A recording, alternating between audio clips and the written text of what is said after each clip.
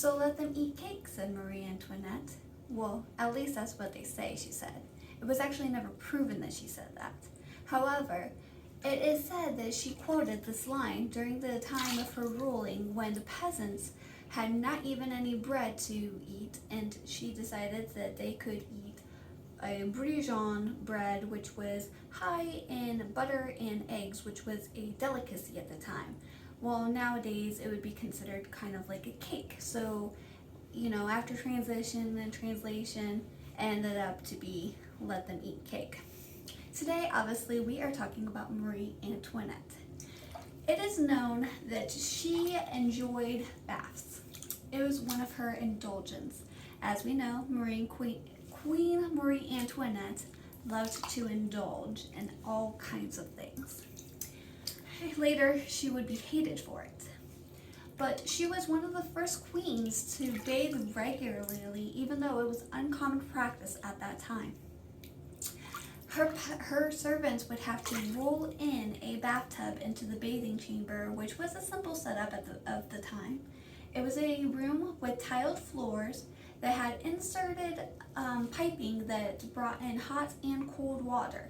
However, the tub itself was not a permanent fixture, so every time she wanted to take a bath, her servants had to roll in this big giant tub and then later dump out the water onto the floor and they had a drain. So you imagine that at this time when it was uncommon to bathe regularly, this was a daunting chore for her servants, which I'm sure many complained. One of her bathing rituals was to wear a full-length gown or some kind of a bathing covering. She had very many eyes on her at all times, and she was actually pretty modest, even though rumors have it that she wasn't. She would try to be as modest as possible. When she would get out of the bathtub, she would instantly have her servants wrap her in a sheet or a material that was close to a towel, but like full-length towel material, and have her changed into proper attire immediately after her bath. However, at this time, there wasn't your typical bubble baths and bath soaps that we have now. She actually created her own kind of scented bathing products that she wanted to have. She would add a lot of perfumes and essential oils to her bath. She actually had one of her perfume makers create her a bath time perfume to add to her baths. She also added pine nuts and almond butter. She added a lot of thyme and rose petals. And tonight in my bath, I kind of have a potpourri of my own going on in my bath, made up of blossoms and some other fun little items. For tonight, I had some leaves. I just wanted to get that really old-timey Marie Antoinette inspired bath going. It's kind of made my bathtub purple, which I love because that's my favorite color. And since she kind of created her own bath time potpourri going, that's actually what I just got from the store, was a lavender and moss from Better Home and Gardens potpourri, and I just added it to my bathtub. And you could also add some essential oils if you would like. I would definitely read the directions on it and ingredients and make sure that it's going to be safe for you to add to your tub before you did this, and make sure that there's nothing you're going to be allergic to, because that would be a terrible experience. I'm just putting that as a disclaimer now. But I just wanted that old-timey, romanticized feel tonight.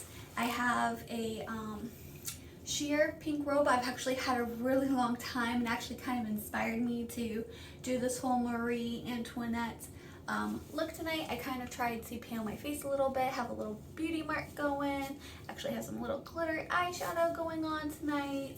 This was a bridesmaid's dress. I wanted to feel regal and queen-like tonight, and why not? Why not treat yourself like a queen sometimes? Even though in Marie Antoinette's case, all of her indulgence actually led to her demise, I feel like it is totally okay every once in a while to treat yourself like a queen and to pamper yourself and treat yourself like royalty and indulge. Go ahead, pamper yourself.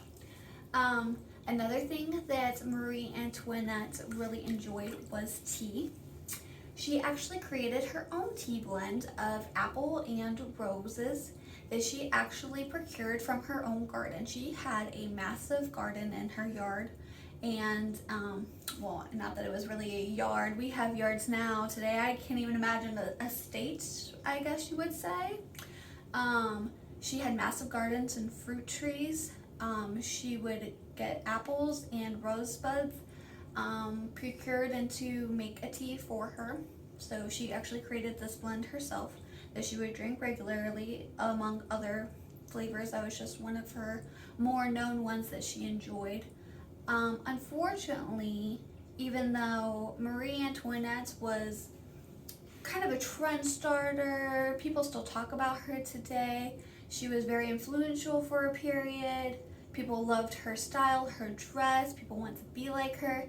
It eventually led to her demise. Like I said earlier, everyone thought that she was indulging too much on bathing regularly, creating all these perfumes, and she would spend money on clothing and art and all the luxuries that came with being a queen that we all wish we could have today.